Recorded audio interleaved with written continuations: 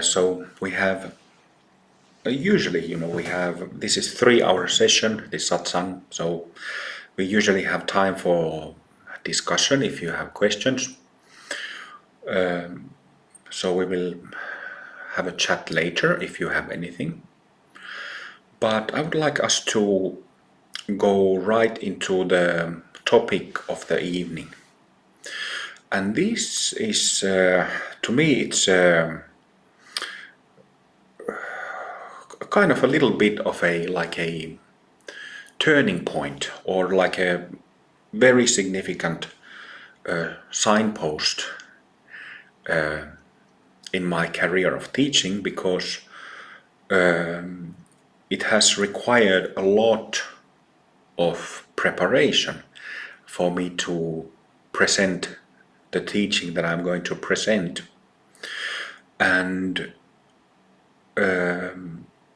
so on recent retreats, the past couple of months, I've spoken about Shakyamuni Buddha's 3 turnings of the wheel of Dharma.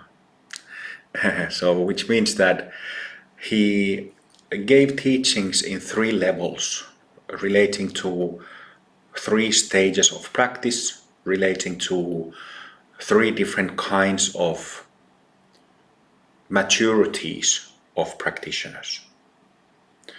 So 3 turnings of the wheel of Dharma. And the first one is, there's always, when we speak about turnings, these turnings, when they can be very simply defined. Like the first turning, for example, it's all about selflessness, and the Sanskrit Pali term for that is anatman or anatta, selflessness. And this teaching is particular to the classical vehicle, nowadays spoken of as Theravada or Hinayana. But Hinayana is actually the correct technical term, because it's a yana, it's a vehicle.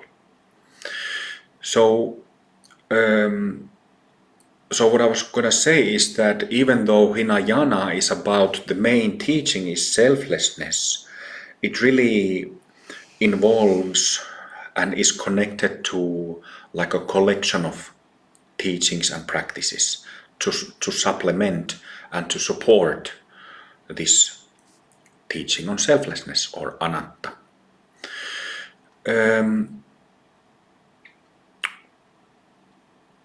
And then the main teaching of the second turning of the wheel of Dharma is emptiness and compassion. So this is of course something that you've heard me speak a lot, and you've studied a lot over the years. You've been in Amrita Mandala, so emptiness. I often, when I teach, I use selflessness and emptiness interchangeably, because selflessness is, as a word, as a term, simply as an English term, it's already much easier to understand than emptiness, isn't it? But to be exact about the meaning of the 2 terms according to Buddha Dharma, the difference there is that selflessness is concerned with bhumis 1 through 6, as well as the meridian system. And Mahayana emptiness is concerned with bhumis 1 through 10 and meridian system. So it doesn't sound like 7, 8, 9, 10. It doesn't sound that great of a difference when comparing to 1 through 6, bhumis 1 through 6 in comparison to 1 through 10, but it's actually a decisive difference there. And this is why Shakyamuni Buddha, the greatest Buddha of our time, the main Buddha of our, what is that word? era is not the word what I'm looking for, but our time period. That's why to make that distinction, he turned the wheel of Dharma 2 different times for 2 different maturities of students. So, but just to be clear, well, it is definitely true that people come to Dharma and practice the Dharma and are able to digest and embody the Dharma, embody reality to varying degrees. It's kind of problematic or even perhaps outrageous thing to say, because all beings have Buddhanature, meaning they have more bhumis than 1 through 6. But the reality of it is that not everybody is ready, don't have the merit, don't have readiness, and don't have willingness to attain this reality completely in this life. That's simply how it is, and it's not a problem. It's not an issue. That's only how it is. So even those who are ready to practice the Dharma practice it from very different levels. And this is of course something that, we could even perhaps say that there are yanas even below Hinayana. But this is not something that the Buddha taught. He made it very clear that Hinayana or Theravada is about bhumis 1 through 6. But we can see in the world that there are people who awaken to a much lesser degree than perfection of 6 bhumis, and then they are perfectly fine with it for the remaining 40 or 50 years of their lives. So there's that too, but all of this is fine. But Amrita Mandala being a method that aims at the attainment, full enlightenment in a single lifetime, this lifetime, it's a kind of a different type of orientation. So, first and second turnings of the wheel, selflessness, emptiness, and the third one is fascinating, and it is very, I would say very challenging, probably very confusing if you are looking at Dharma from even a little bit from a place of plateau, so that your practice has plateaued, or from a place of fundamentalist views. Because the third turning of the wheel is the so-called Buddhanature teachings. The Sanskrit term for that is a nightmare of a word. It's Tathagata Garbha. Tathagata Garbha. So Buddhanature. And this is of course a word that I've used also myself a lot throughout the many years that I've been teaching, but I fully confess that, well, Buddhanature in many other teachings and traditions as well is kind of sometimes used a bit loosely. But I confess that didn't really understand the meaning of Buddhanature doctrine until quite recently. And thus I was able to see that, okay, these 3 turnings and difference between second turning, which ends in terms of Amrita Mandala, ends at the perfection of 10th bhumi, and after that there is the third turning, this Buddhanature teaching. So I confess that I have also used it a bit sloppily and didn't understand the geniusness of it. So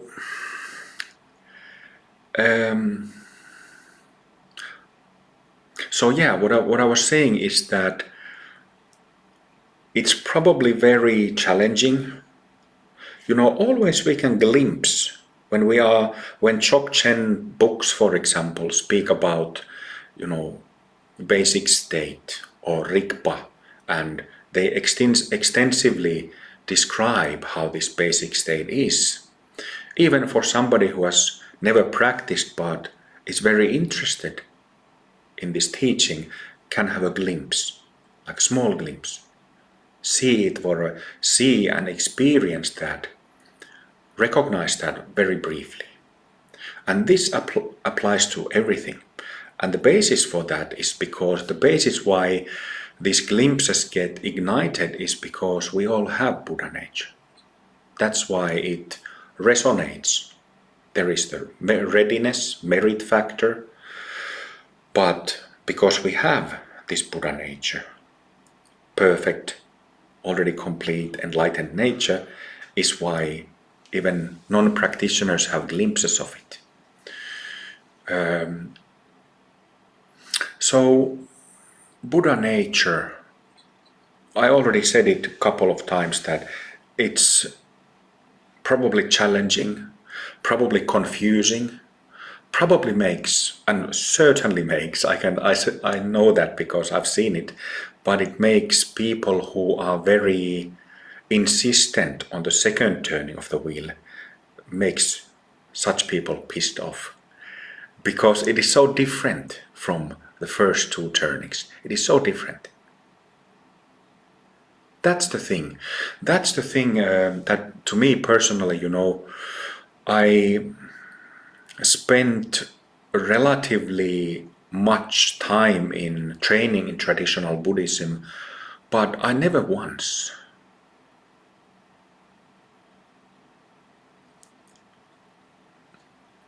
received a lecture or a presentation about Buddhanature teachings. It was always about emptiness, always about emptiness and compassion, realizing wisdom through emptiness. It was always that. So I'm sure many of you have practiced Buddhism before studying with me.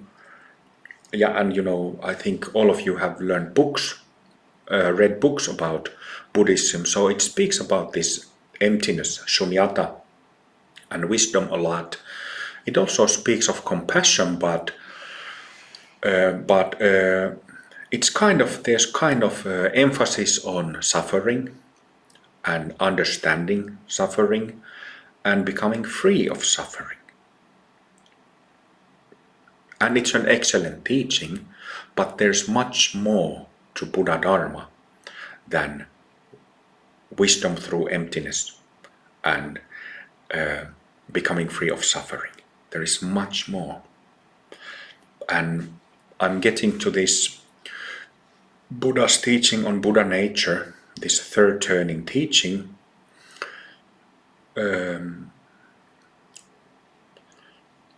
which is so different to those first two turnings. Suddenly, the whole Buddha Dharma looks and feels very different. It's no longer a process or like an engaged process of negation of the self, an analysis, looking through different types of self-based habits and patterns. And this is the reason why I said that it might be challenging if you yet haven't finished purification of the 10 bhumis. This makes it a bit difficult and challenging to understand because Buddhanature teaching comes after emptiness has been fully seen and realized. But this doesn't mean that Buddhanature teaching should be or needs to be postponed for later. I think it's good to understand, good to contemplate and study these things simultaneously. And it's definitely, when we speak of joyfulness, aliveness, kindness, love, all these qualities, these different facets of our own basic nature are always part of our practice sessions. So, if we only focus on negating and analyzing and emptiness, emptiness, emptiness, emptiness, definitely that's the heart and soul and bread and butter of the, in Amrita Mandala we have two different paths. One for healing and light, and the other one for wisdom and clarity, the journey through bhumis.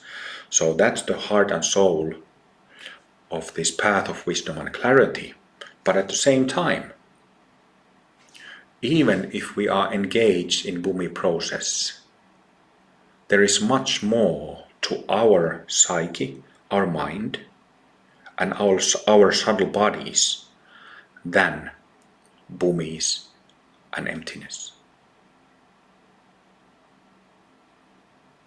But if you're focused on opening and perfecting your bhumis, you can take this teaching as a supplementary teaching. But the reason why I said that, to me it's kind of a turning point in my teaching career to be able to give this teaching that I'm about to give, is because it, like I said, it has taken lots of preparation. Lots of preparation as a practitioner myself, and then as a teacher, so much time in giving practices, methods. So I'm going to do in this session, I already, I've been teaching about teaching of Buddhanature, the third turning, on a couple of recent retreats, I think for the past couple of months. And I have gotten in those sessions, I think most of those sessions can be found from YouTube. I've gotten to a point when I have transmitted the experience, but then I've also, made the bridge to other religions. That's not right. I take that back. I made the bridge to other religions in the sense that looking at some key terms. And the specific key term that I'm talking about is God, that I'm going to cover in this session and focus on this session. I can already hear when this session will be uploaded to YouTube, when I said that word God, 80% of viewers already left. But that's okay. That's okay too. I was saying the thing about maturity and readiness. There you have it. So, but they already left, so they won't be offended by what I said about maturity.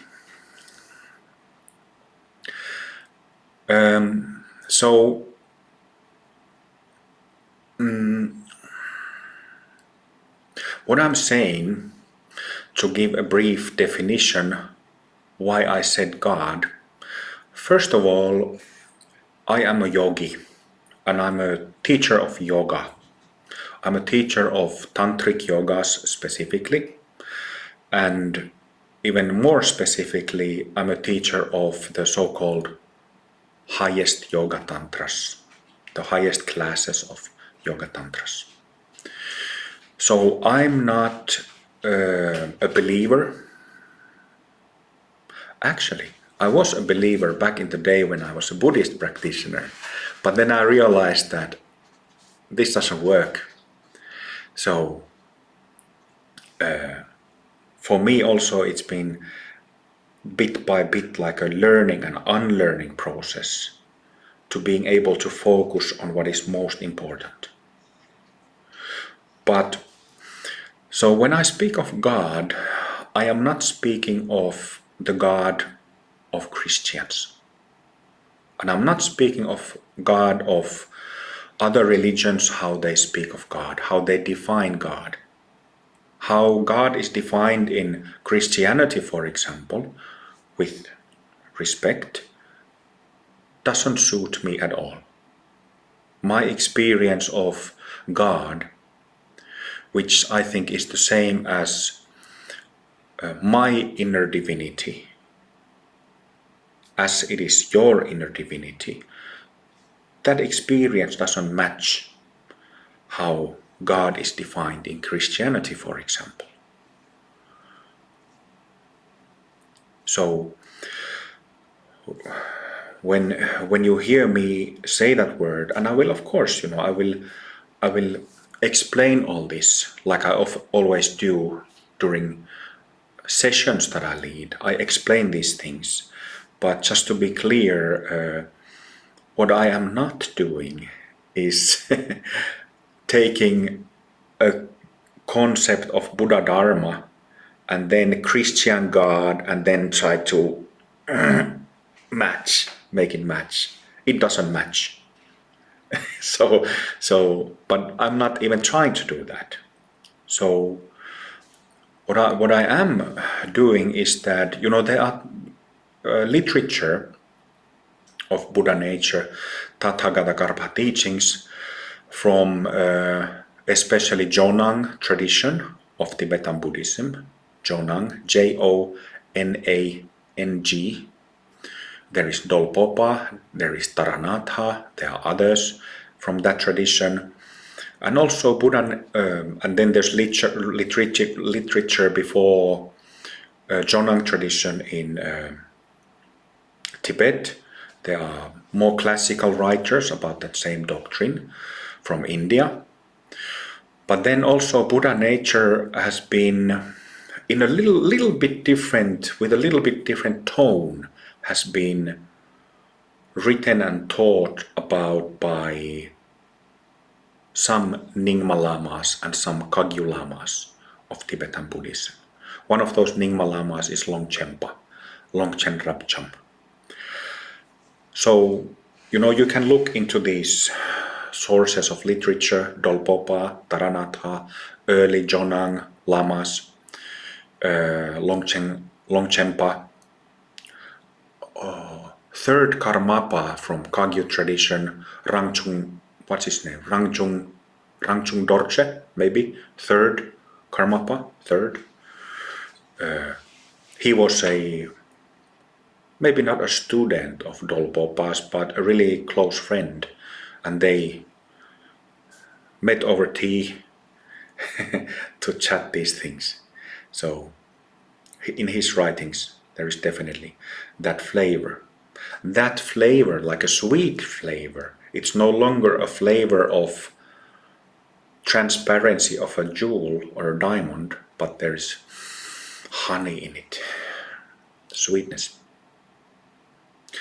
Yeah, so God, definition by myself, by a yogi.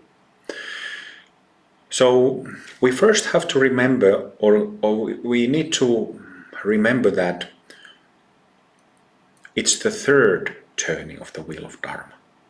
This means that the whole emptiness wisdom project has already been finished. That confusion of having the selfing mechanism, self-based reactions, it's already out of the system. So even when you have thoughts, emotions, reactions, subtle energy, it rests in zero or emptiness, which means that I've spoken about this so much, so I will only give like a very short nutshell definition here, but this stubborn sense of self is no longer there. Not in gross, subtle, or very subtle form. It is no longer there. All mental events rest in zero when they rise, when they stay, when they go away. Resting in zero all the time. The term shunyata, the word shunya there means zero, literally. Number zero, which is nothing, is a dangerous word because emptiness is not nothingness, but zero means that there's no plus or minus charge. So that whole emptiness thing, self-based selfing system is already out of the system. What is left?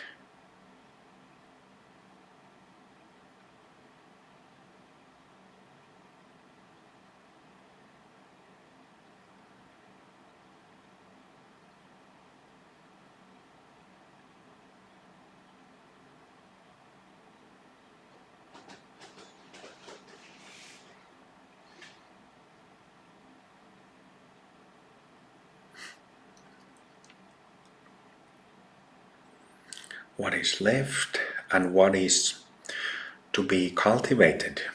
What is the main training of Buddha's third turning of the wheel?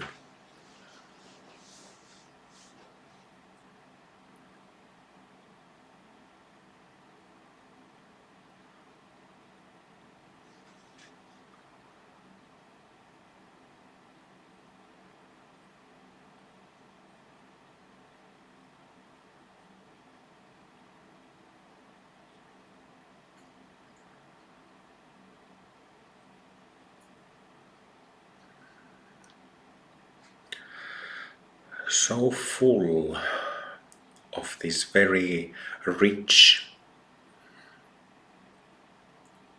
energy, a rich flavor, that it oozes it. What oozes it? Our subtle body. So when I'm speaking about, now that I started describing the experience with the element of transmission, I'm speaking about an actual experience. That of fullness, that of richness.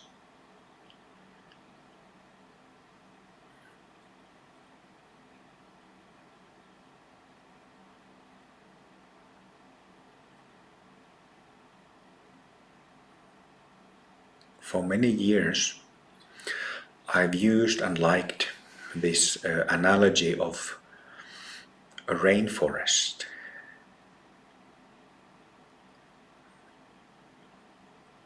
Which is abound with life, abound with vitality.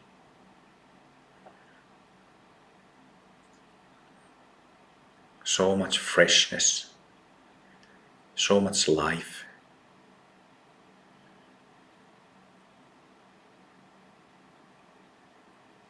So much life itself. And our bodies, or this Buddha nature, is exactly like that. Full, rich. A rainforest is the opposite to a desert.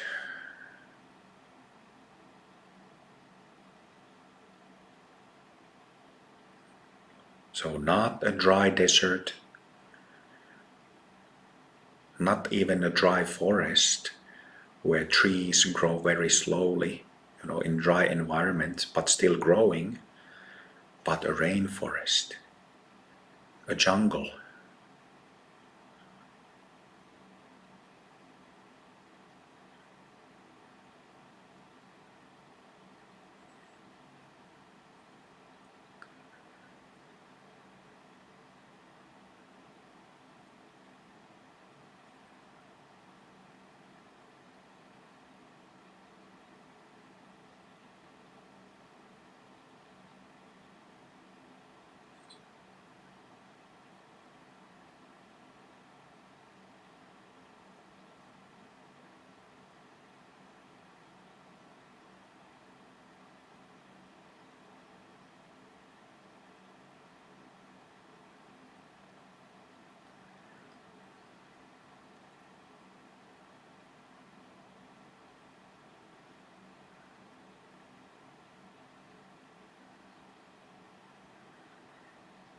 Recognize the feel,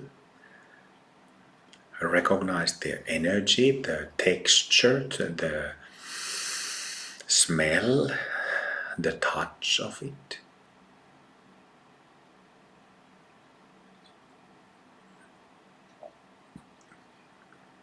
And it's not a foreign experience, isn't it? It's not foreign to us. This is in us.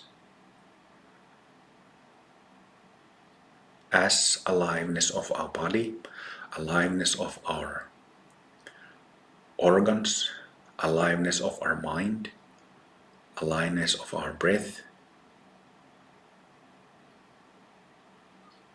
But it's just that this aliveness of Buddhanature means that enlightened nature of ours, it's much more in volume, and also that freshness aspect.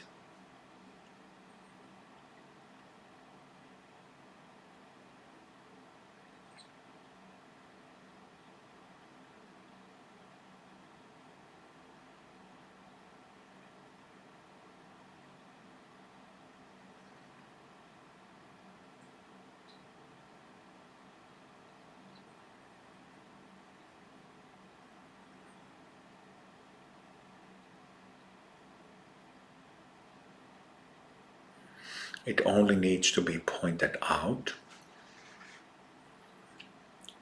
and we can very easily see, experience that it is really everywhere in our being.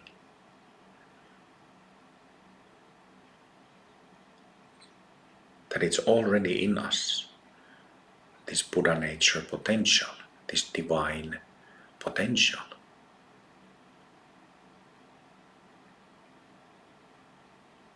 God likeness.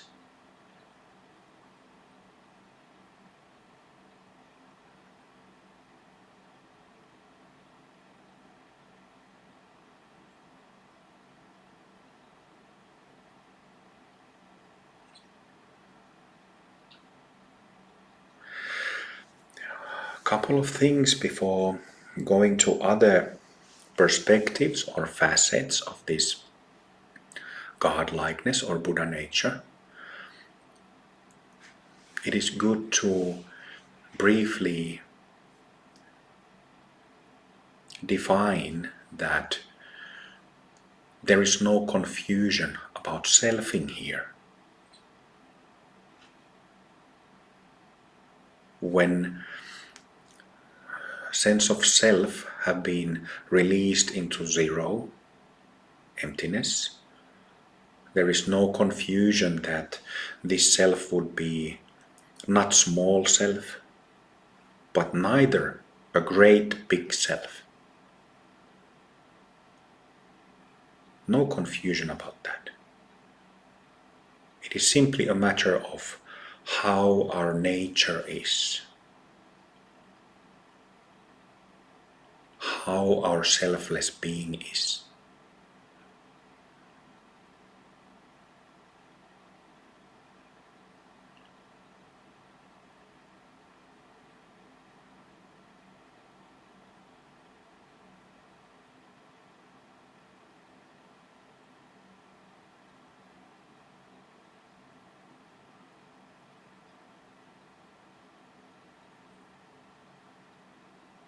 I often like to wish monsoon blessings to friends. Monsoon, heavy rain, lots of pure life energy.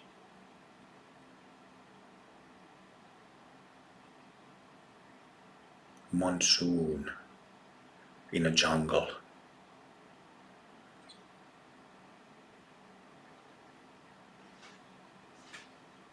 And experiencing that monsoon as a transparent being, as if made of a diamond.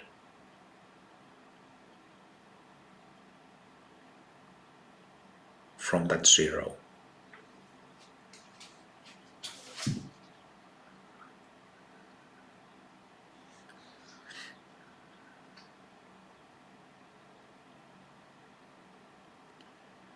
recognize, feel this a jungle-like aliveness, richness, sweetness in all parts of your body. In feet,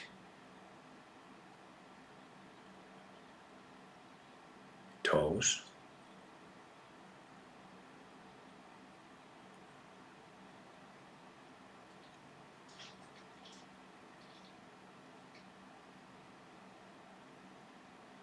ankles,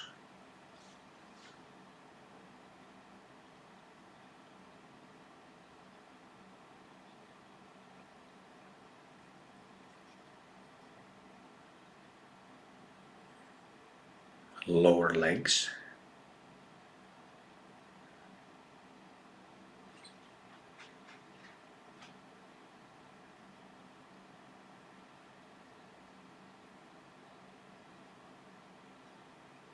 knees,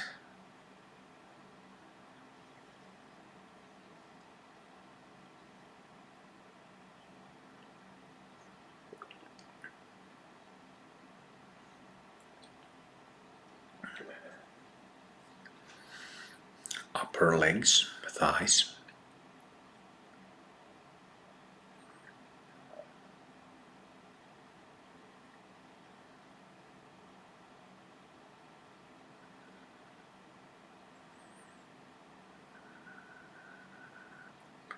pelvic floor, genital area, buttocks, lower part of sides,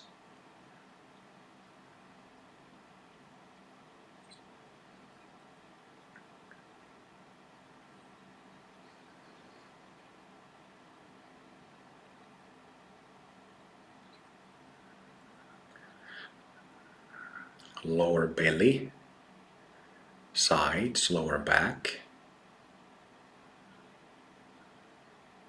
solar plexus, center of the back, sides,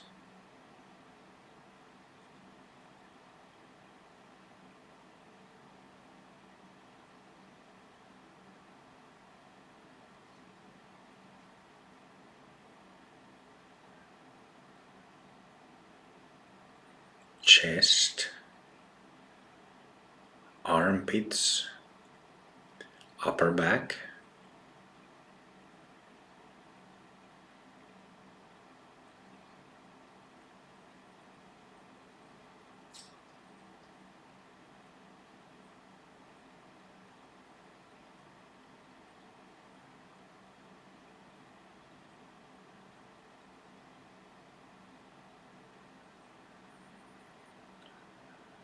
both hands, including fingers,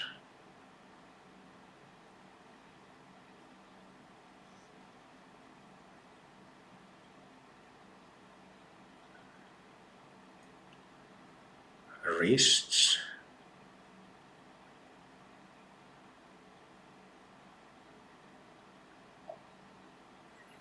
lower arms,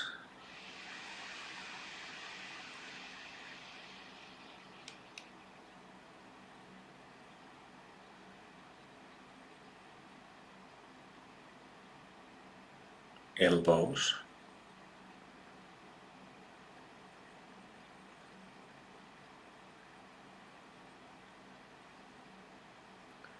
upper arms,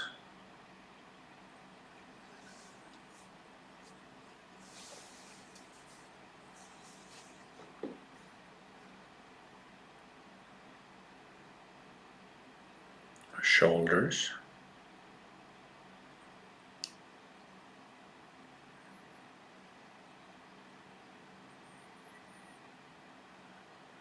and then the areas between shoulders and the root of the neck,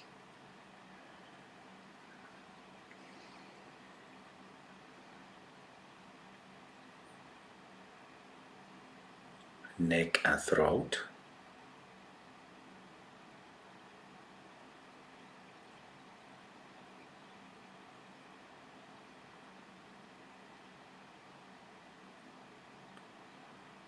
area of the mouth.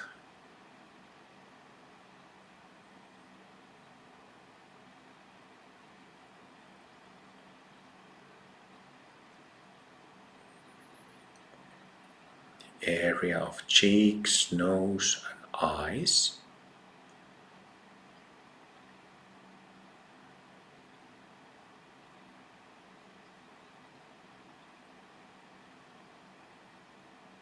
Forehead and temples.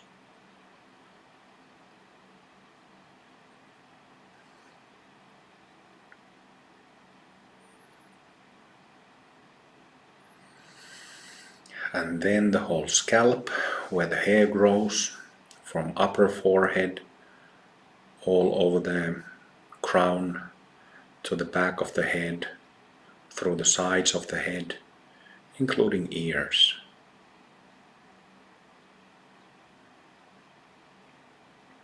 As well as inside the head.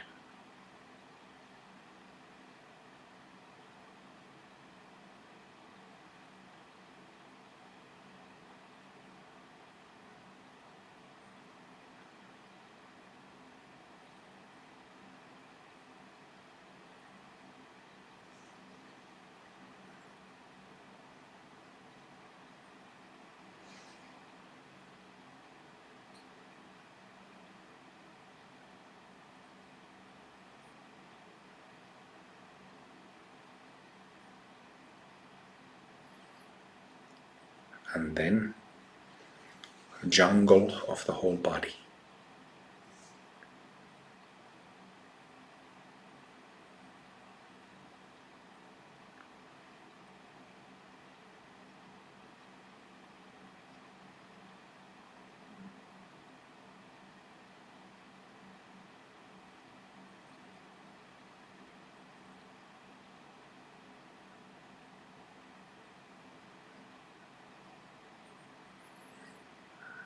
We have gurus to help us in this. We have mantras related to deities. We have visualizations that I have taught. But let's just focus on this experience we're having now.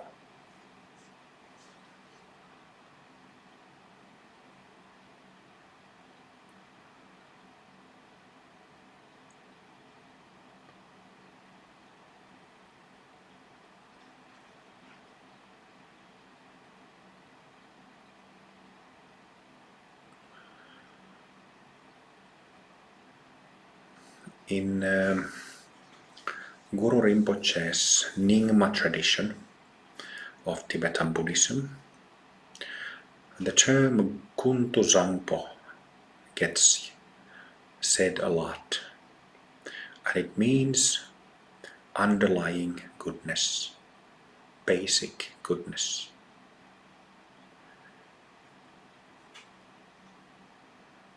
And it's one way to describe this Buddhanature, when dualistic delusion is no longer an issue. This beautiful realm, not the best. I'm not a native English speaker, so please forgive me. But this lived experience that is good, thoroughly good, utterly sincere also. You could say that it's the goodness plus sincerity of a small child.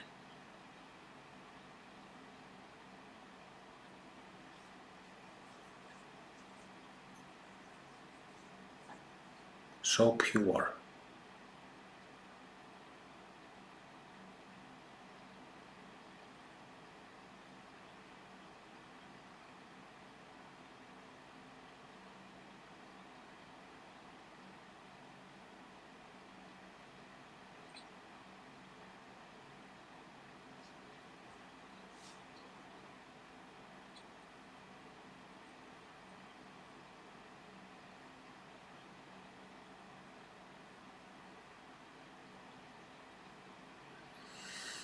With all these pointers, we are emulating the so-called rainbow body or light body, which means astral body, also known as meridian field, in its pure state.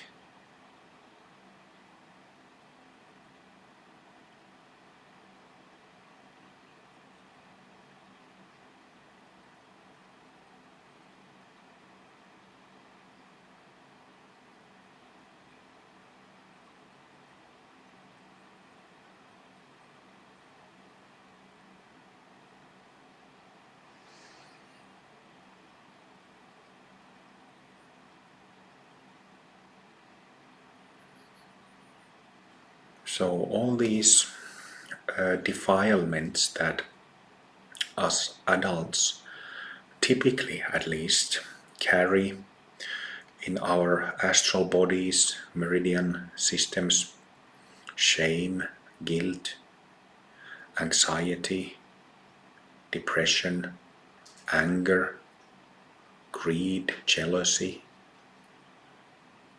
all this stuff at this moment not a concern.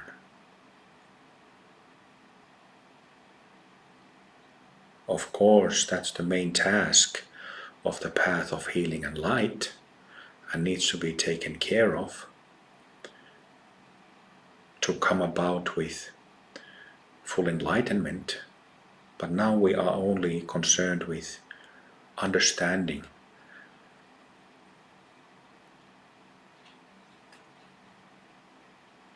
our inherent nature and its purity, this Buddha nature.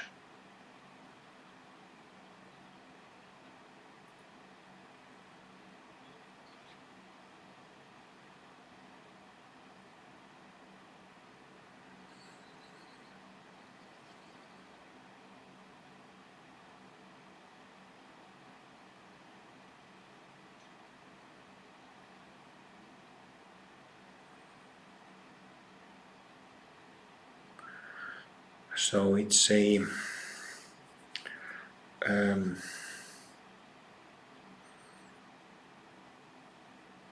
type or style of being where the heart is really pure, heart is really sincere, and mind is sincere. Intentions are sincere. That's a big one, isn't it? Sincerity throughout the system.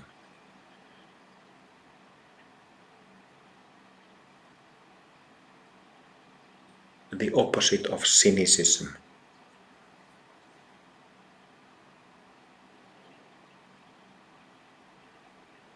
Totally fearless from head to toe. Nothing to be scared of. Nothing to be anxious about. That's also a big one.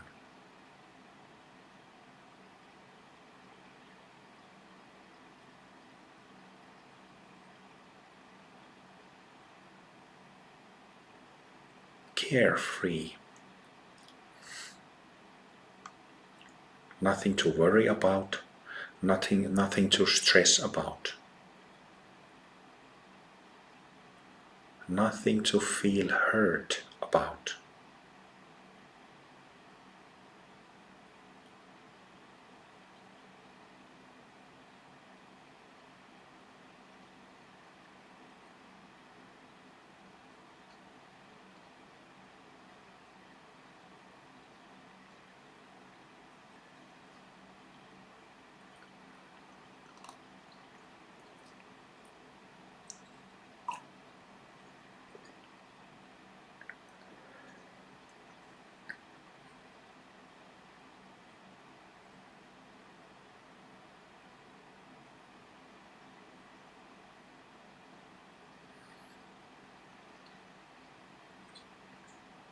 So this is how our enlightened nature is. All these pure qualities,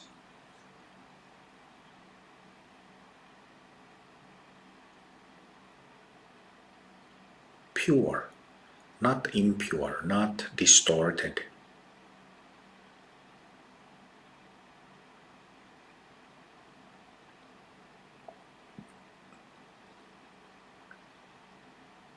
And the proof that we have these qualities is because we can experience and recognize them. The proof is already there.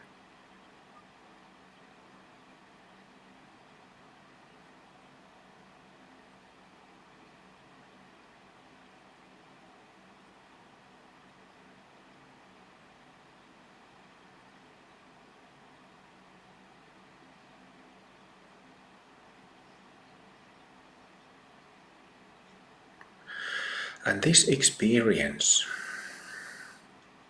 in my understanding, myself being the teacher of this Sangha, this is the experience of God.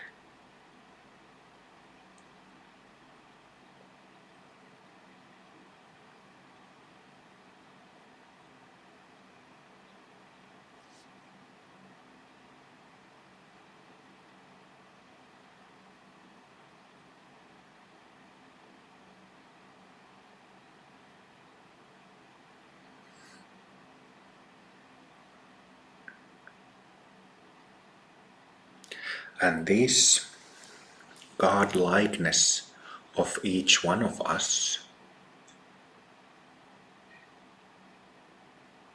covers all our bodies: physical, astral, causal,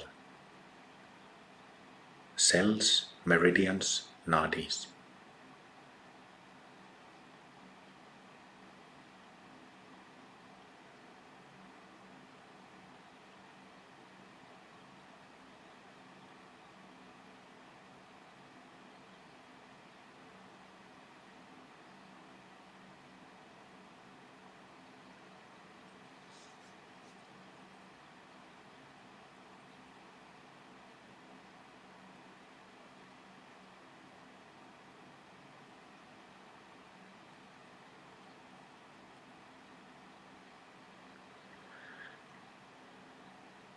It can be a very intense experience energetically,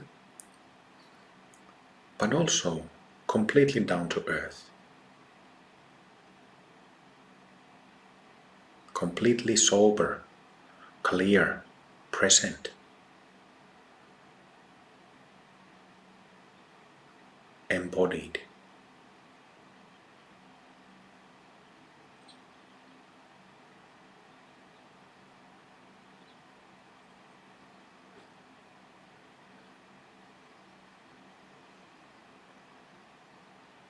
So it is this pure nature, what in Buddhism is called Buddhanature, that I think what God is.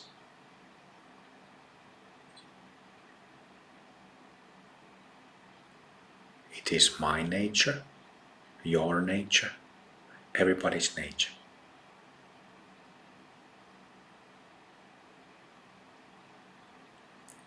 And this God-likeness is the truth of our being. It's the bottom line, the truth of existence. I use the term existence. Regarding that term in Buddha Dharma, we already dealt with it with emptiness.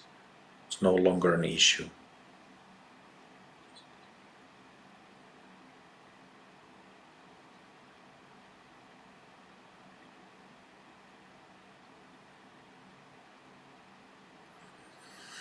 So I think that God is this enlightened being, enlightened potential in every one of us. Just like Buddha nature is said to be the same in Buddhism.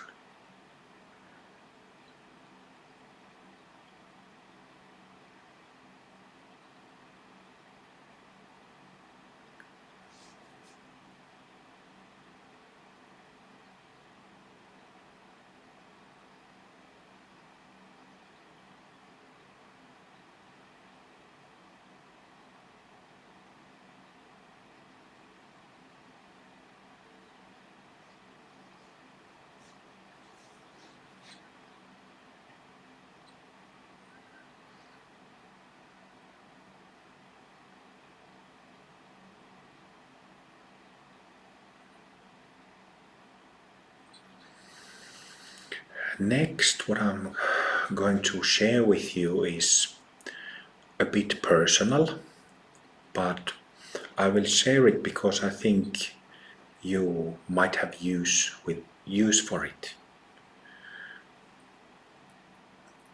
Because, us Westerners, I think there's only Westerners joining this session, we are used to Christianity and its central concepts.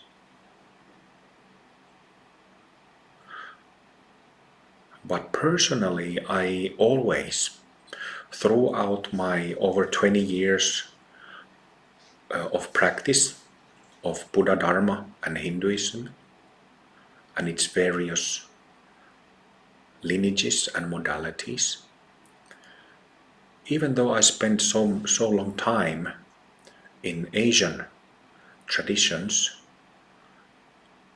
there is something something from my native religion, this concept of God, that strikes me in a way that Buddha doesn't. I feel about it differently, I relate to it differently, and I find it easy to speak to God.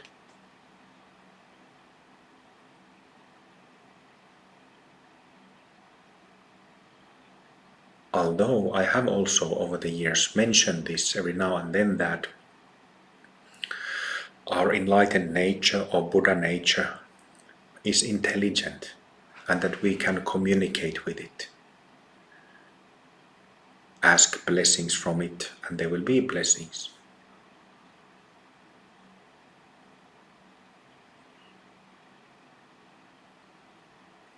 Anyhow, we can communicate with this enlightened nature of ours, and to me, probably because of my religious cultural upbringing, I find it easy to do with the concept of God. Maybe it is the same for you or maybe not. I just want to share this. But before going there, I want to remind and clarify that when we speak of, whether we speak of Buddha nature or God, the subtle bodies are the same. So when we shift from Buddha nature to God, suddenly 3 more chakras don't appear. So our subtle bodies remain how they are and how I've taught, and what you can verify through your own experience. So what is God? I already said that I don't agree with the Christian definition of a God, of this omni being, ruler, who is judgmental, and so on. I don't even want to get into that because it's so off the definition.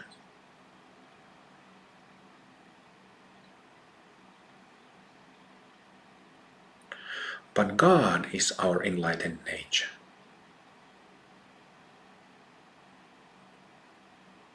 And like I said, God penetrates through our physical system,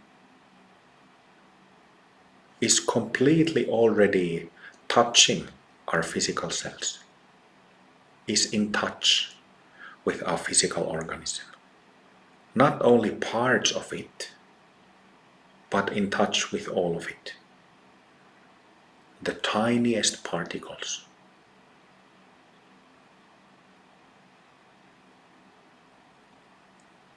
Same with meridians. Already in touch with all of it. From head to toe to fingertips and everything in between. Meridians are like like in late summer, when hay is grown on the fields, hay is put into bundles, thick bundles of hay.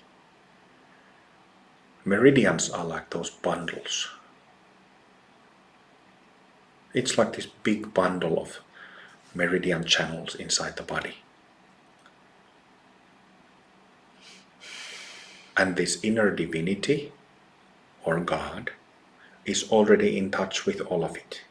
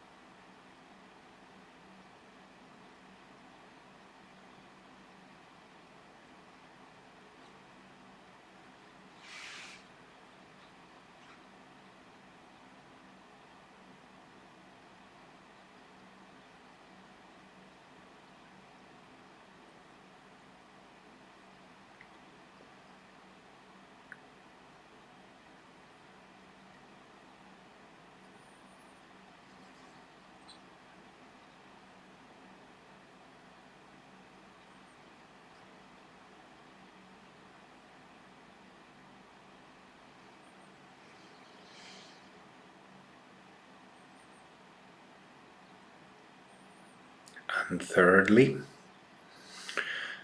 there is the subtler of the subtle bodies that is made of very light and very thin channels called nadi channels.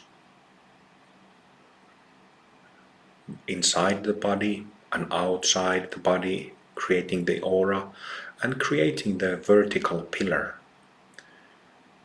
5-6 meters down below the pelvic floor and 5-6 meters above the crown, creating that whole network. God is in touch with that already.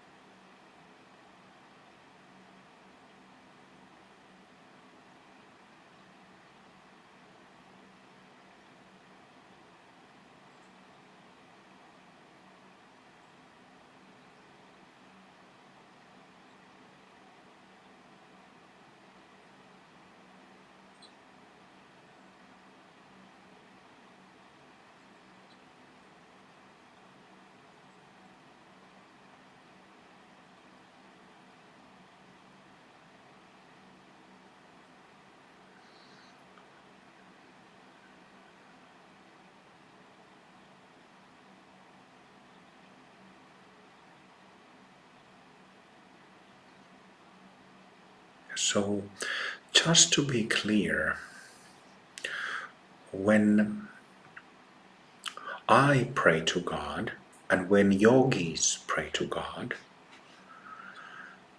there are many yogis who've spoken about this. For example, in Kriya Yoga tradition, Yogananda probably being the most famous one.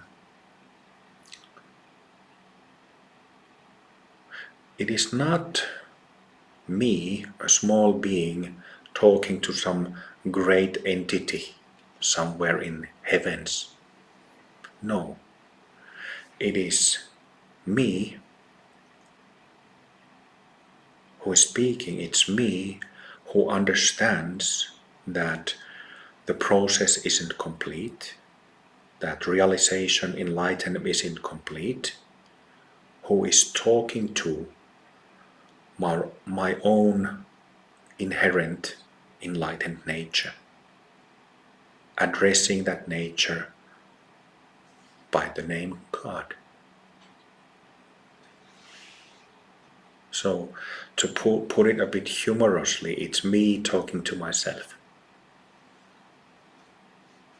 But this is important to understand, isn't it? Because if we don't get that, we can very easily come up with some misinterpretations. Of course, Hindu tradition is abound with texts that describe the same principle that we're doing in this prayer. Bhagavad Gita, where there is Arjuna and Krishna, exactly the same dynamic.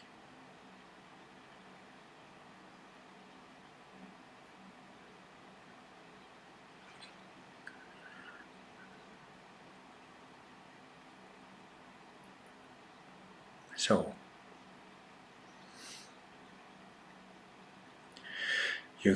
the following prayers and requests that I say, you are welcome to, if you feel necessary, to repeat internally. And if you like, you can say them in your own language. So now we have basic definition of God. Let's take a test drive. How does this all work? And of course, this is not like again a new teaching I'm given, which in one sense it is, but this all fits in your daily practice.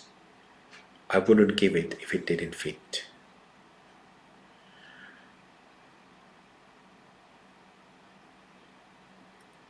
Dear God, beloved God, shower me with your blessings. Shower my body with your blessings. Shower my astral body, meridians with your blessings. Shower the causal body, nadi system with your blessings.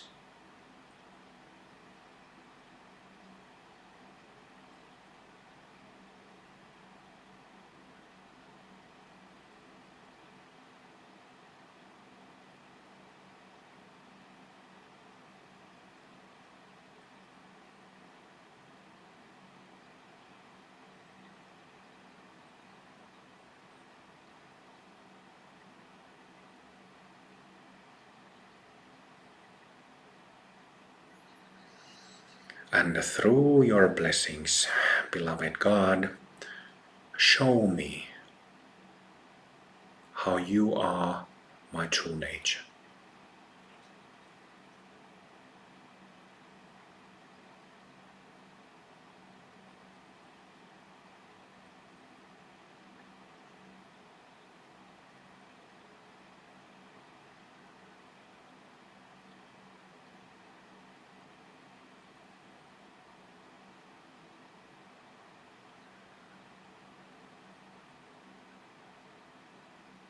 Shower me with your blessings so that I understand.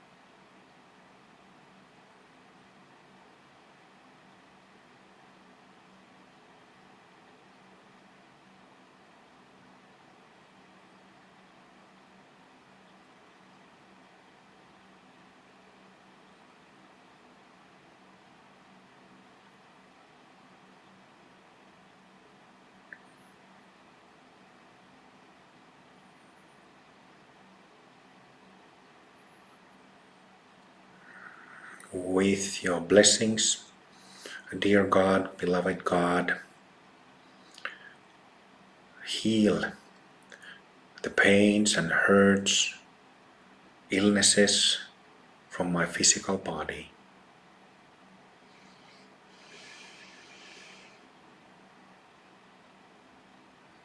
as well as from my astral body.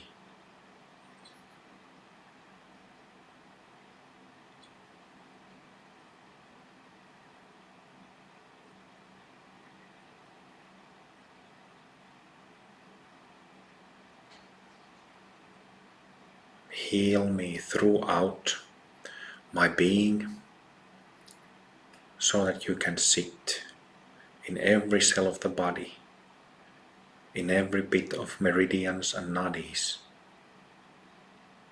and radiate pure light and love for all beings.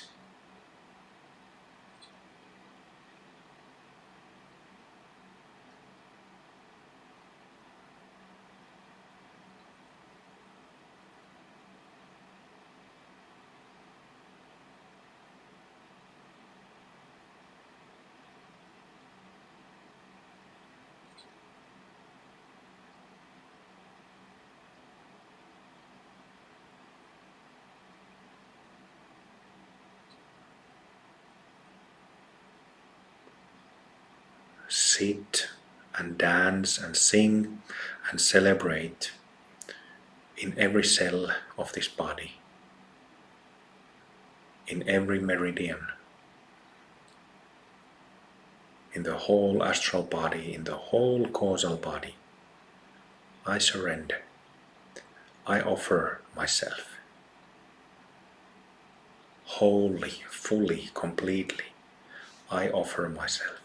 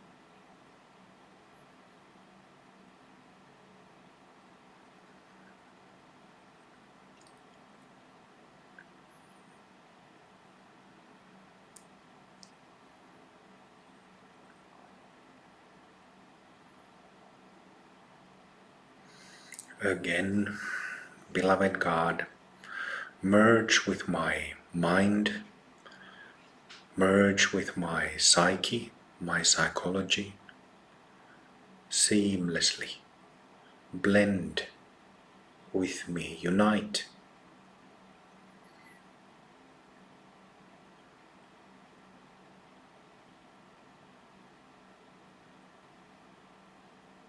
So that all shadows can be lit, released in the light,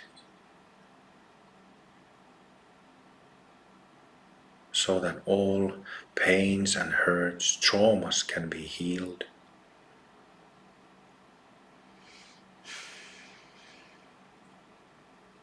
so that God can be embodied, embodied in full, not only little, but in full, for the benefit of all beings.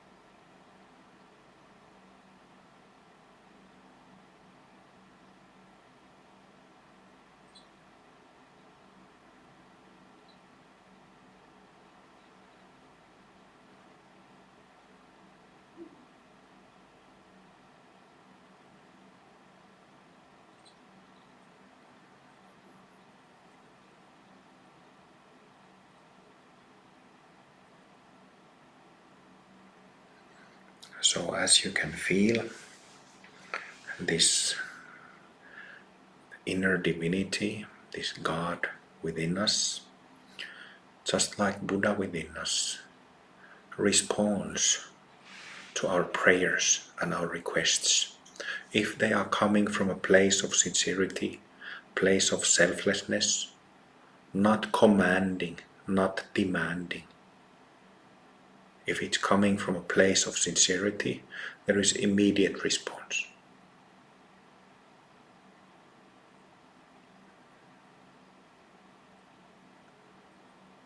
If you have some specific issues, health issues,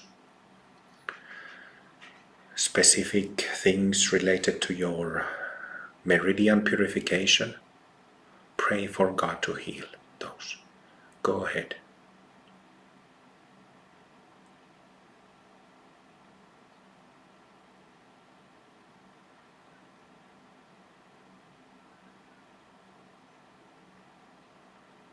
You're welcome to test it. You're welcome to play with it. You're welcome to learn how it all works.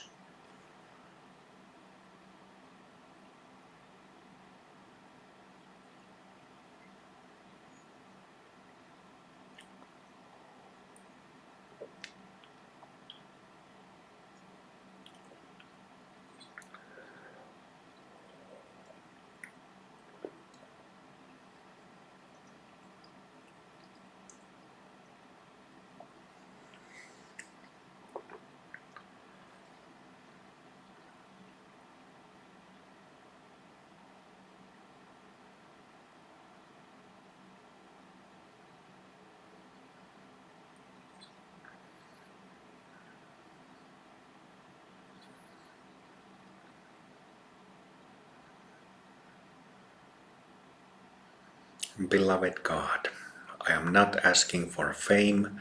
I am not asking for money. I am not asking for miracles or gifts. I want you, and you alone.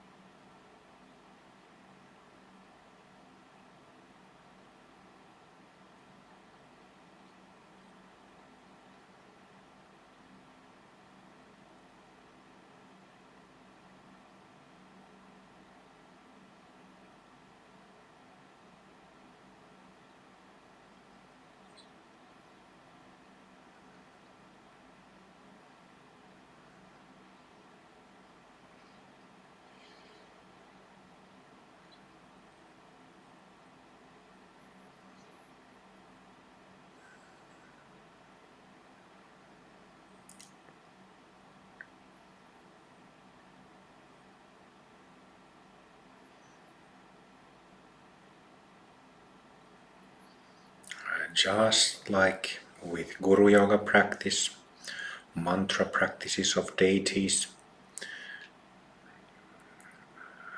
express your prayers, and this will make energy move, and then just enjoy the ride. Experience it in full.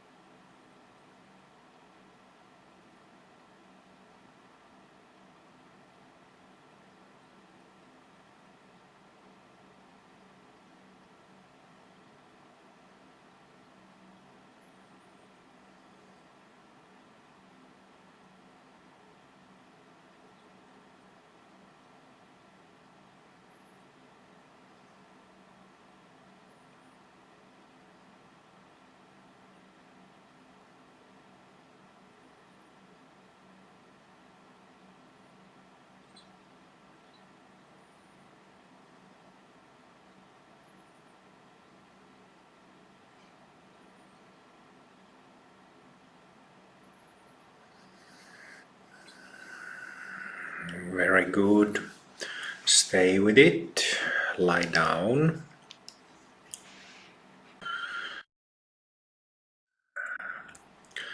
Let's continue with a little bit more practice.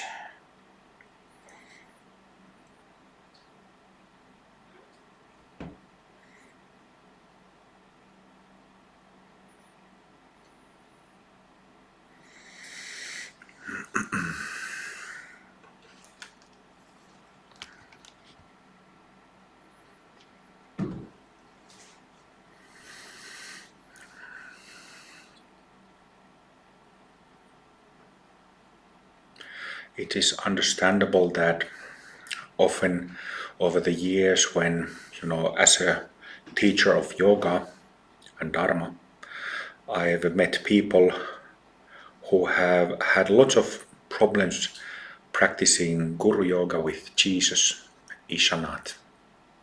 Jesus Christ is called Ishanath by yogis and by us. So understandably, many people have problems with it because of Christian influence, religious influence. And it is understandable that some of those impressions, not so good ones from the past, can also make it, in the beginning of praying to God, can make it difficult. But stick with what you experience and stick with the yogic definition of God and God-likeness. And when we do that, in Amrita Mandala we have, because it's a tantric lineage and tantric method, meaning esoteric lineage, there's lots of technical details about things, right? So, and in technical details, there's lots of sophistication comes with technical details. So this is very important actually when we speak of yoga as maybe it's a bit problematic to speak about yoga as a science of enlightenment, but it's perhaps like pre-scientific at least. So it is not like random stuff about soul and God and self and selflessness. It is very exact. There's lots of details, lots of sophistication. And it's because of those details and because of sophistication why the practice of it is so profound. And these teachings in this session addressing this, you could speak of your true self, or we spoke of Buddhanature, addressing this pure nature of ours as God.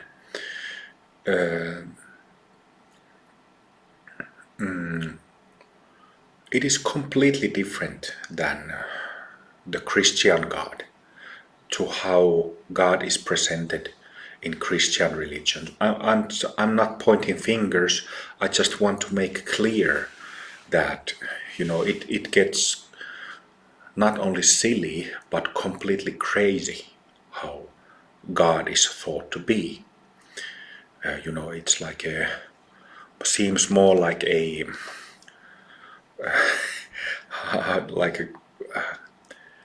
this angry old man with lots of angst, lots of hatred. So couldn't be farther from what our basic nature is. Call it Buddha nature or call it God. And a couple of other things I wanted to mention.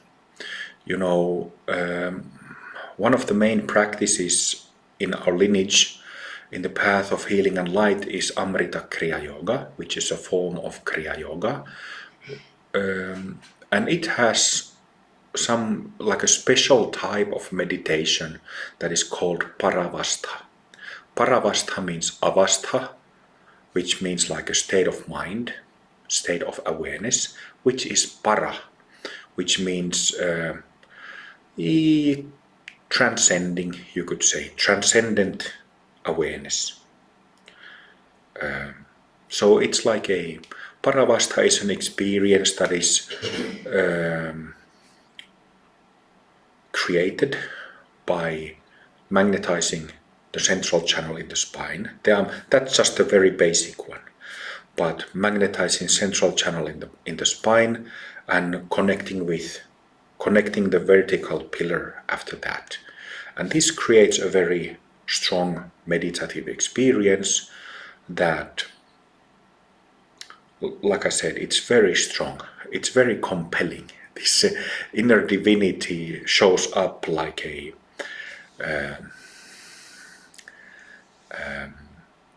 in this very pronounced way. And Paravastha, you could say that in Paravastha practice or in Kriya Yoga practice there are two main stages. First one is where the Paravastha is experienced, you could say, outside the body. So you make a connection with those centers high above and you experience like there's the physical body and then there's the connection with the centers above. So Paravastha outside the body. That's the first stage.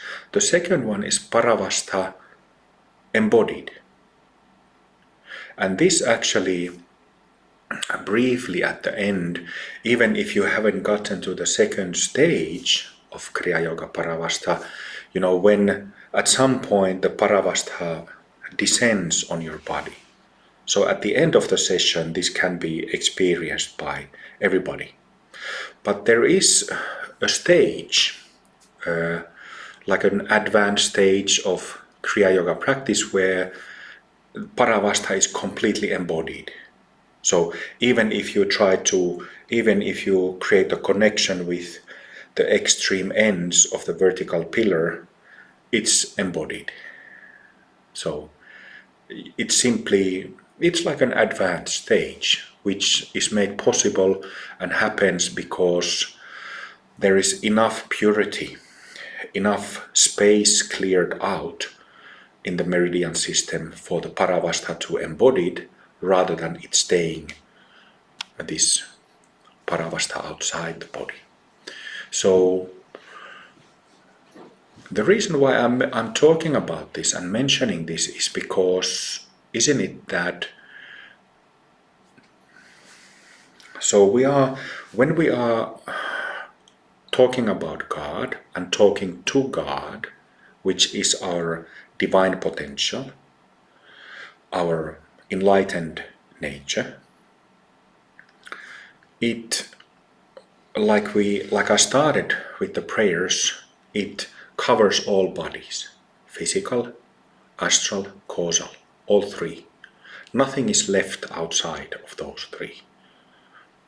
So this divine nature, God-likeness, covers all three.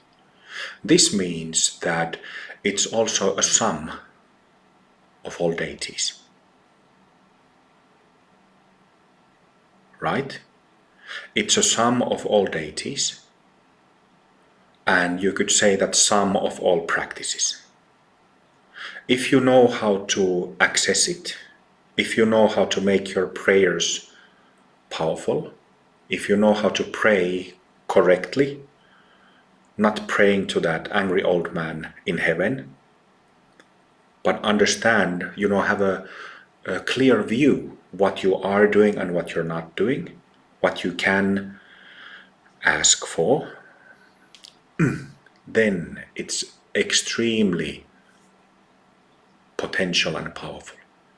And I think that many of you already got it from the session. So it's In my notes I have written that God is all deities combined together. And this is my experience.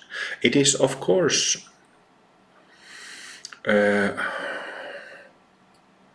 used to pray to God a lot in my Kriya Yoga days. And it's a different question if how efficient praying to God can be. Why? Because of all the stuff in the subtle bodies. So even though it has immense potential, I'm saying that everybody should find out for yourself if that's something that works from you from the get-go, or if you need to work with the dirt in your system through different deity practices and guru yogas to prepare so that you can really understand when you pray to God, you can actually have the experience that it's completely full experience. So in my case, I have done quite a bit of tantric practice to prepare to come to this point where the experience of God is very compelling. Let's put it this way, very compelling. So those were the couple of points that I wanted to say. Let's do another session. We still have half an hour or so to go.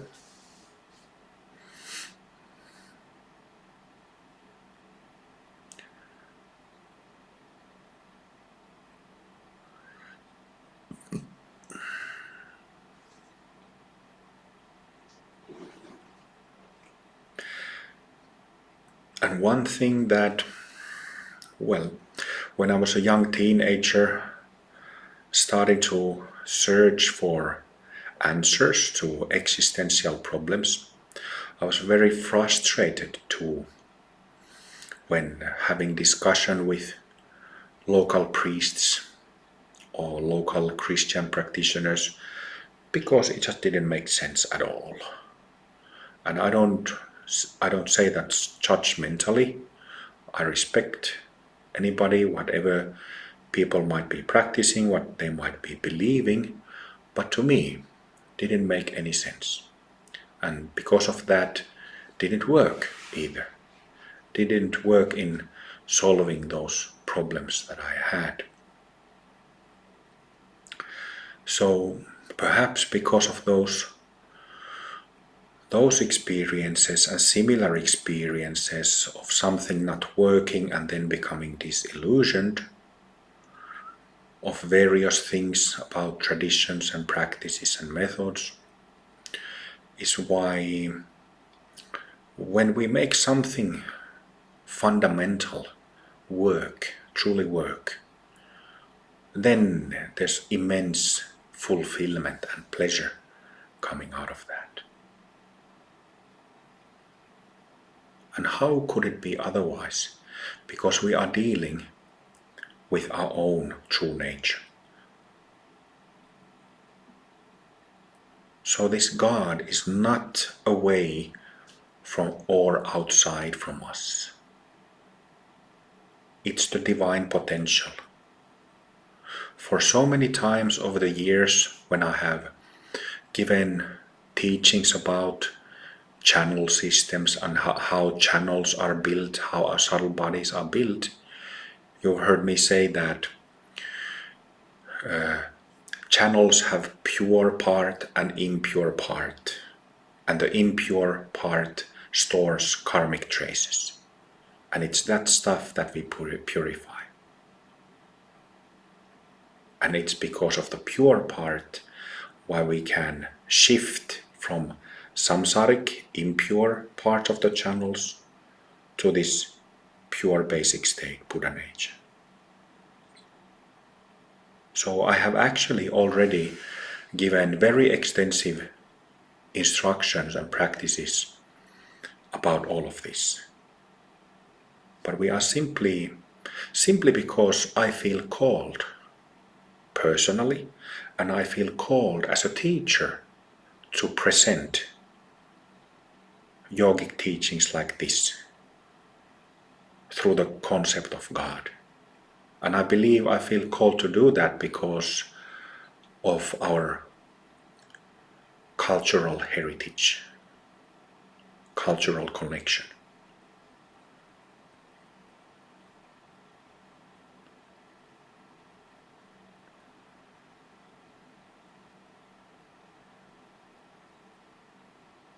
In every single muscle, in every droplet of blood,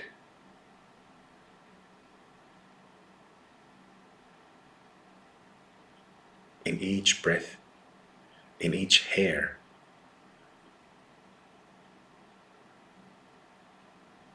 there is God in us.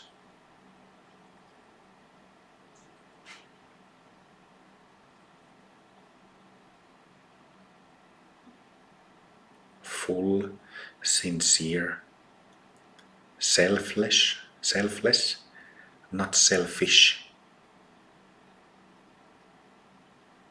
loaded with love.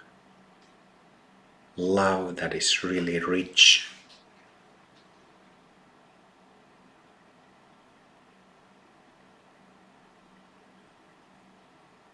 and full.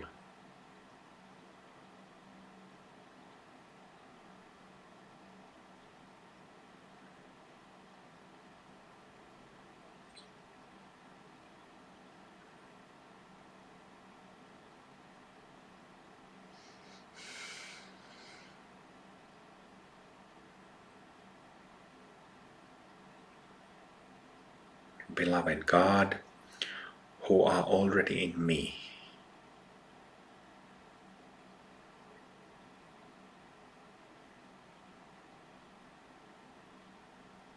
join with me, blend with me.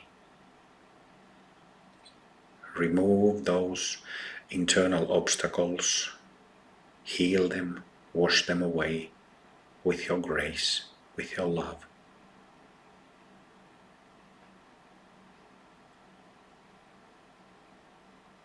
With kindness, with friendliness.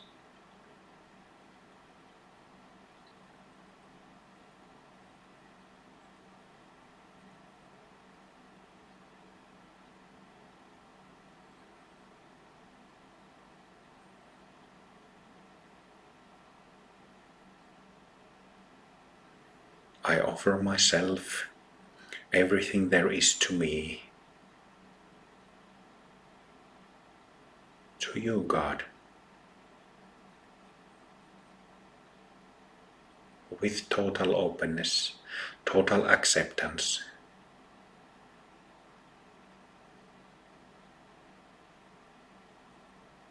So that I can know myself as you. So that I can truly know myself, my own divinity.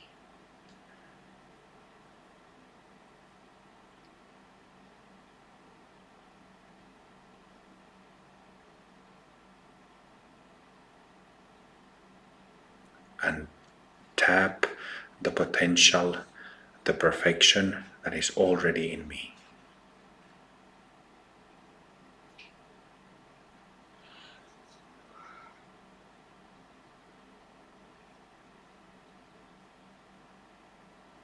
For the sake of all beings, for the sake of all life, for the sake of life itself.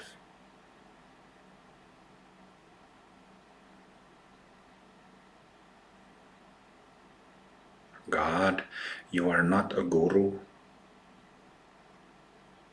a master, another individual outside me. You are the sum of all pure deities, archetypes of pure mind and pure heart. You are a sum of all those deities.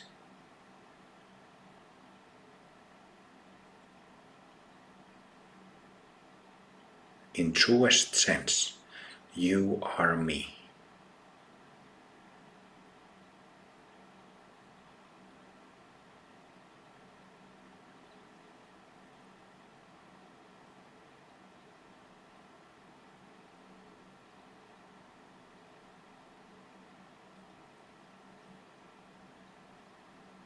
so seamlessly blend with me. Don't ever leave me because you are me.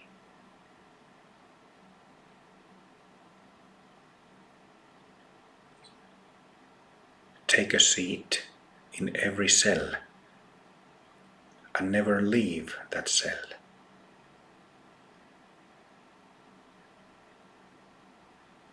Take a seat in all meridians and never leave those meridians.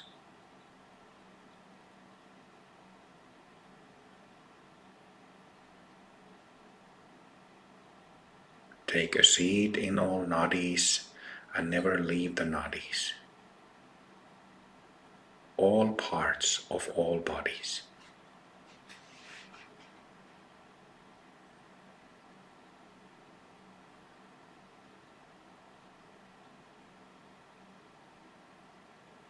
And importantly, take a seat in the heart.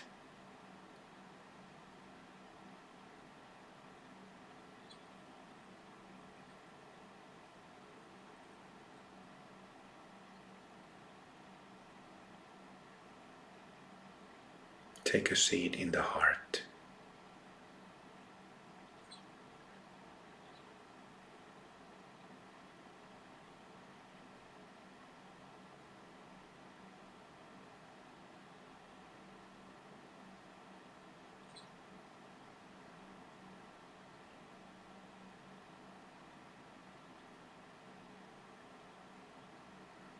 Take a seat in the heart to bring out pure love.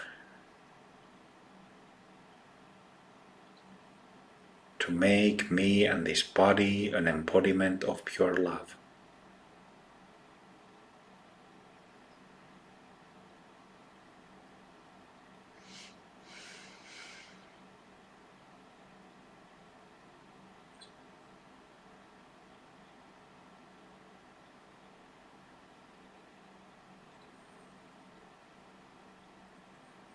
God, take a seat in the head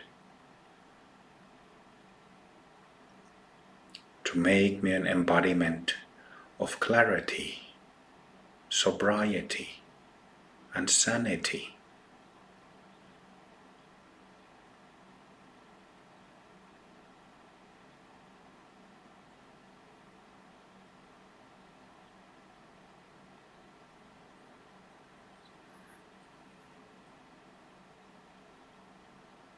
And take a seat in the belly to make me an embodiment of health and selfless power.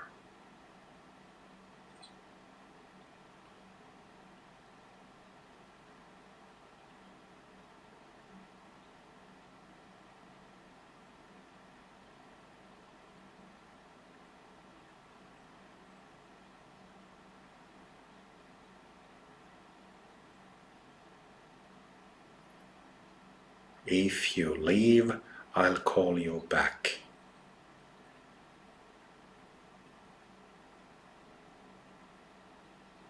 And I will keep calling you back, so you might as well stay from this moment on in my whole being.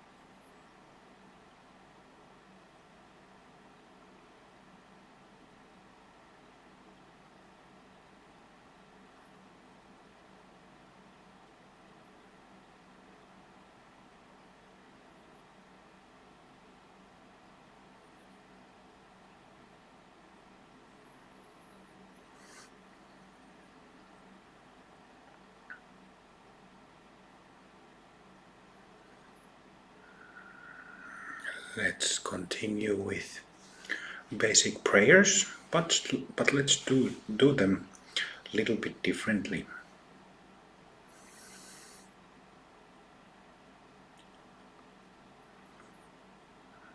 May God bless all beings.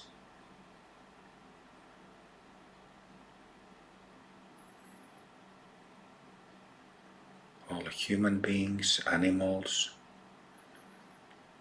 plant life, bodies of water, air,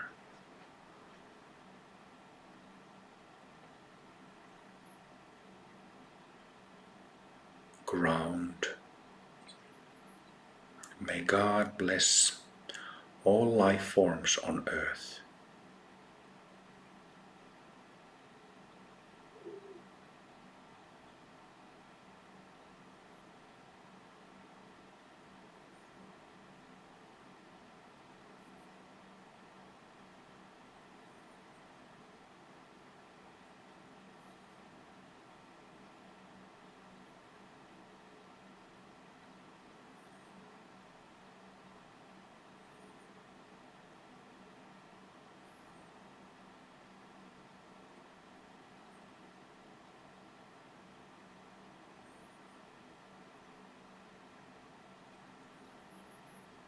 May our loved ones be blessed by the power and grace and light of God.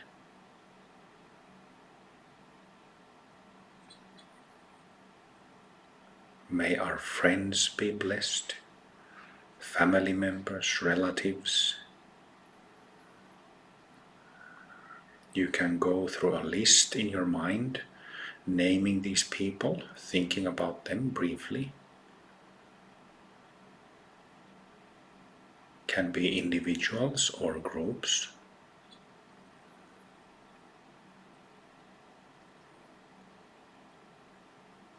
Praying, asking God to bless all these people.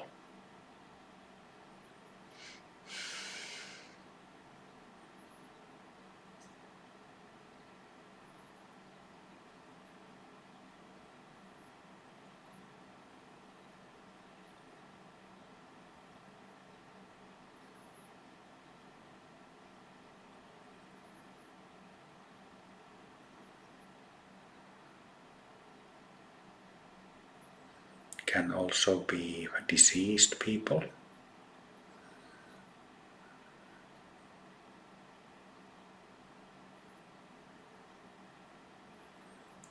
Can be animals, living or past.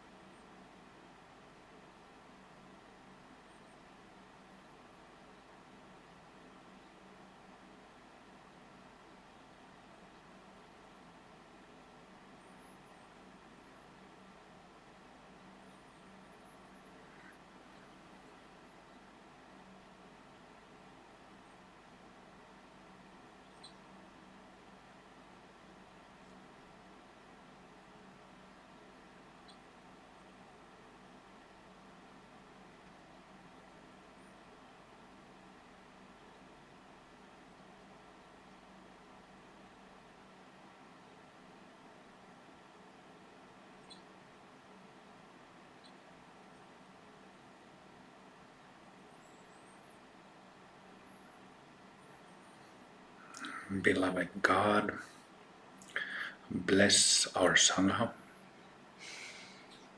Amrita Mandala Sangha,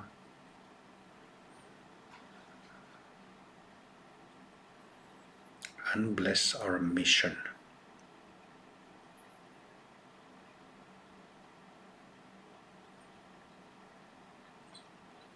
So that we can bring successfully these arts, practices and teachings to many people to truly help and support the world and humanity.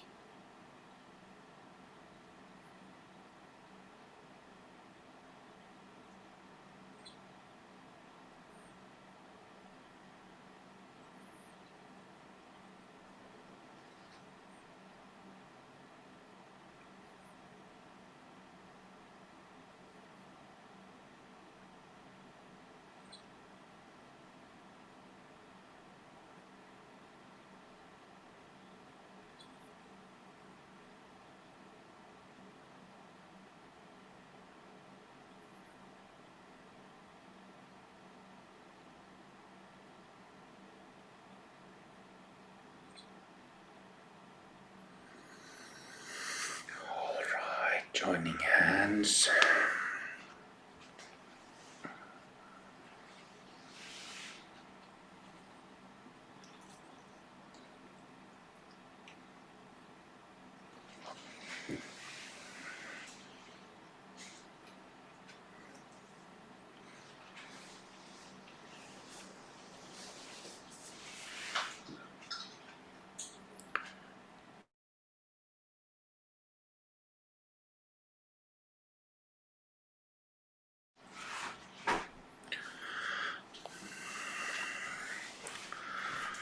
Alright, friends.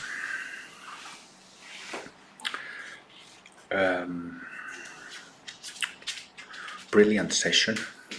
I said in the beginning that we'll have time for discussion, but we don't. Well, you're welcome to leave comments and discuss in our Facebook Sangha. And then we will actually have satsang next week, the next one already. Because last week the satsang was postponed for this Thursday. It's an interesting experience for me personally. If I share a little bit from my perspective, it's lovely, and I feel really grateful, actually really happy to be able to convey Dharma teachings like this. And I realized that the past couple of years, when I've focused on teaching the path of healing and light, the practices of trauma healing and revealing of the light body, we've gone through a number of different perspectives and practices of doing that. Of course, the main thing is tantric practices, Amrita Kriya Yoga, and then Amrita deities and Amrita gurus, Hindu gurus, including Ishanath, Jesus, and Maranath, who's there behind me. Jesus is guru. So tantric side, but then there's like a psychological side. So at some point earlier this year I gave teachings of the pure psyche, I affirmation, and then explained how it all works and how this pure psyche can be revealed.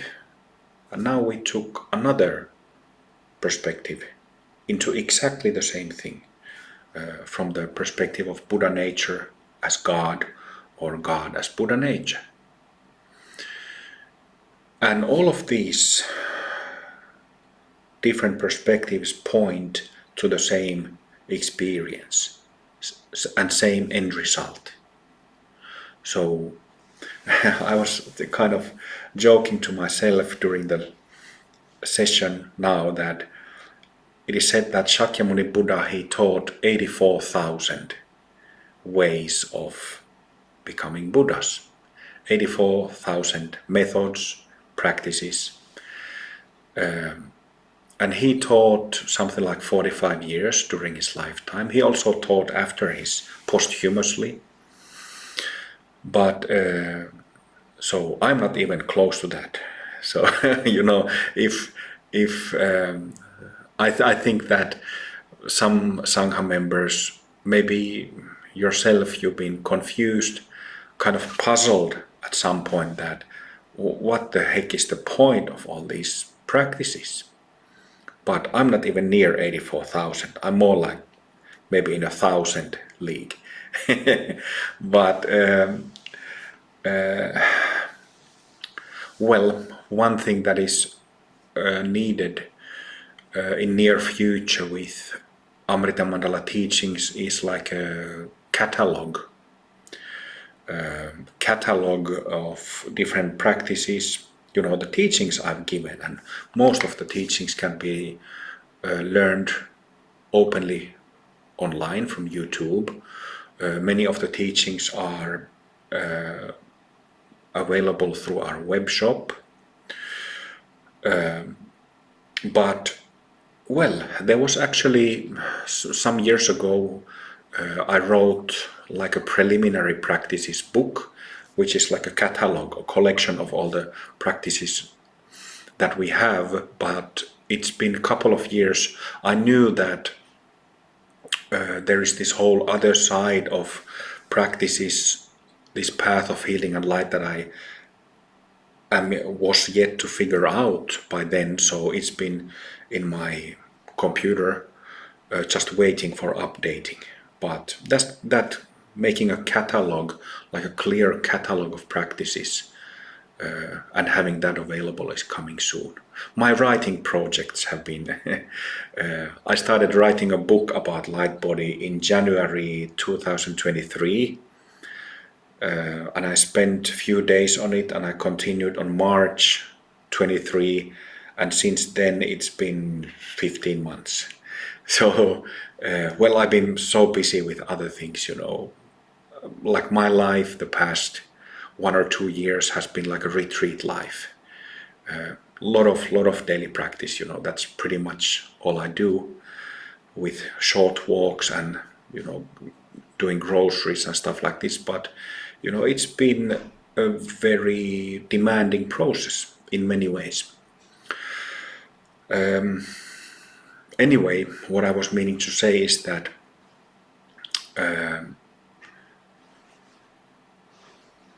well, it's actually a blessing, isn't it?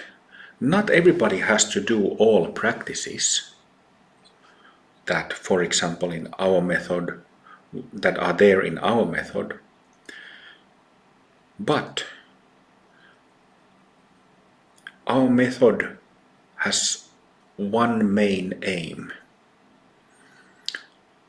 which is producing, like spitting out of a factory line, these fully enlightened beings, like copies of Shakyamuni Buddha and copies of Jesus's, the factory line spitting out. So Amrita Mandala that is the main purpose.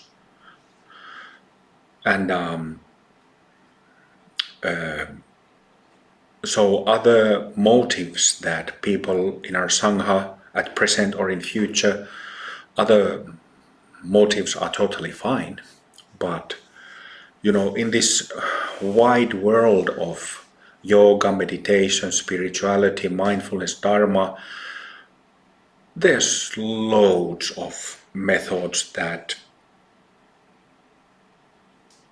are not designed for that sole purpose. Or maybe that's a I don't mean to be rude, I don't mean to sound rude at all, but it is simply the case that there is vast number of different types of methods, secular and traditional, and everything between heaven and earth. But the fact is that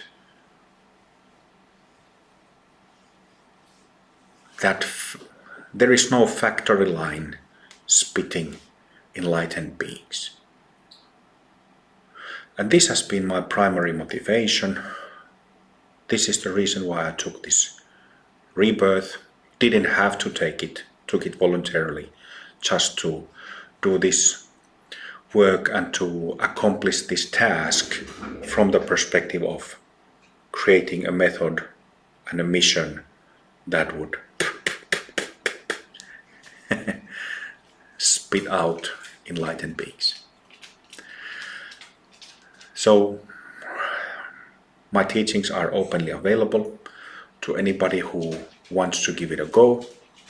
It's not easy, and there are periods it gets easier over time, but self and especially developmental trauma with all the negativity, all the destructive habits that it puts into us, dies hard. It puts on a fight to death, I could say. I don't mean to sound dramatic, but it's pretty serious. and I know that many in our Sangha who have already done plenty of trauma practice know this perfectly clear, that healing of trauma is not a walk in the park. It just isn't. It is true. I've kind of made a joke, sarcastic joke about this in my social media some time ago, that everybody's hunky-dory and all about trauma healing until you give them good tools. Then it stops being funny, because all of those extremely toxic poisons, diseased parts that are there in our psyche come not from the subconscious, not only that, but they come from completely blind spots. So it is, I would say, much more difficult than just sorting out, opening and perfecting bhumis. Because these trauma habits are in complete blind spot. Not only that they are in subconscious, but even when they surface, they are in blind spot. You can't see them. And it is a very painful process, because when you have these, figuratively speaking, these massive pythons, choking you. That's a very good figure of speech, because meridians, we were talking about this in the Sangha yesterday and the day before, when I asked people to describe their trauma nodes, because meridians are elastic fabric, kind of like rubber band like practice, like the rubber bands you have at gyms that you can exercise with physically. So it kind of feels like you're being gripped by this giant python, and it just it chokes you, tries to put you out. That's how it feels anyway. Trauma doesn't try to kill you, but it has that kind of seriousness to it. So why am I talking about this? So it's not a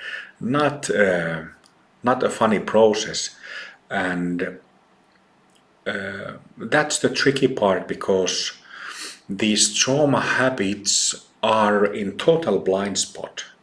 I don't actually have a driver's license, but when I see Rani drive a car sitting next to her, she's looking at the mirror here up on the front, and the rear mirrors on the sides, but they are still, at moments, there are blind spots so that you can't see what is exactly behind the car. With traumas, it is exactly like that. I'm sure many of you know, but I'm saying this to people who don't know this yet. And that's what makes it very difficult. But there is this inherent purity in us, this Buddha in us, this God in us, and refuge to that God, taking refuge to that God, taking refuge in the tantric jewels, taking refuge in practices and teachings.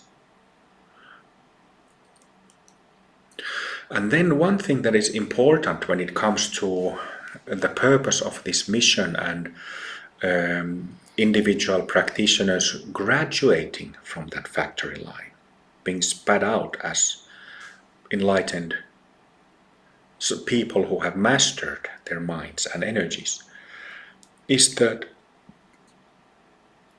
there is no option of giving up until it's all done. And nobody's imposing that need to anybody. I'm not doing that, nobody's doing that. It comes from the inside. If you have that compelling need to sort everything out and to realize and embody the same state of mind and energy as Guru Padmasambhava here, or Maranatha here, or Ishanath, or so many other masters, then no option of giving up. Maybe sometimes you can take a little breather, take a break for a day or two, but with, what is that word? Determination. Even in pain, determined to see to the end of it. And that's the way. Thank you very much, everybody. It was lovely to see you. Looking forward to hear about your experiences, so please leave Facebook comments. All right, see you next week. And there's a retreat, May weekend retreat is something like 17th, 18th, that weekend around there. So maybe we'll see there as well. All right, thank you very much. See you later. Thank you very much. Good night. Good night, good night.